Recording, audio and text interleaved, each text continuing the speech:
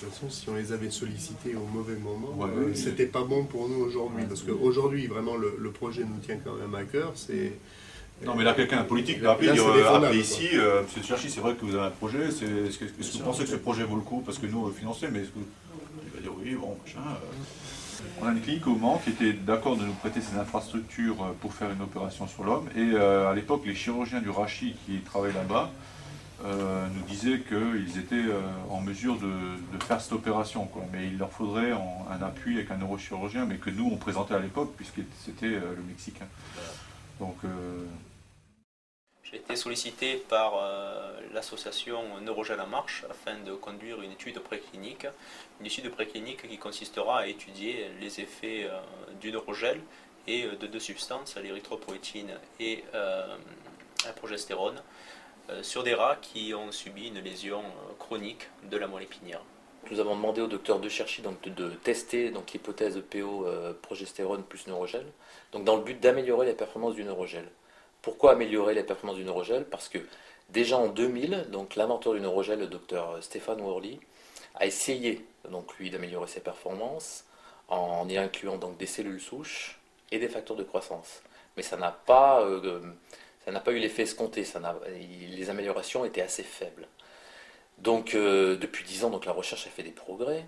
Et effectivement, on s'est aperçu, il y a beaucoup de publications qui traitent donc de l'apport de l'EPO et de la progestérone dans les lésions du système nerveux central. L'objectif de cette étude est de voir quels sont les effets combinés du neurogel, de l'EPO et de la progestérone chez des animaux qui ont une lésion chronique de la moelle épinière. Donc aujourd'hui, nous sommes détenteurs du brevet, donc de la thérapie du neurogel. Donc nous pouvons essayer cette hypothèse donc de combiner le neurogel, le PO et la progestérone, donc dans le but donc d'améliorer les performances du neurogel. Alors vous avez ici donc ce neurogel qui est un polymère, une sorte de matrice en quelque sorte, une matrice que l'on va greffer à l'intérieur de la moelle épinière, et au sein de cette matrice donc les fibres nerveuses vont repousser, vont régénérer. Donc en quelque sorte on va remplacer le tissu central, le tissu nerveux, par ce polymère dans le système nerveux central.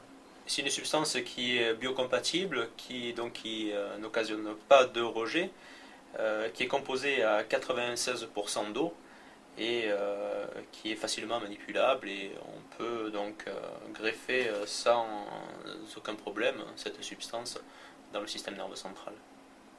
Le PO est une substance endogène, et il y a quelques publications dans la littérature scientifique qui relatent de ces effets de l'EPO et qui donc décrit que cette EPO entraînerait une neurogenèse dans le système nerveux central. En l'associant avec de l'EPO et de la progestérone, nous espérons observer une migration neuronale et l'arrivée de nouveaux neurones au sein de cette matrice, et peut-être de nouvelles connexions, un nouveau réseau neuronal qui va s'établir, qui va se former au sein de cette matrice qu'est le neurogel.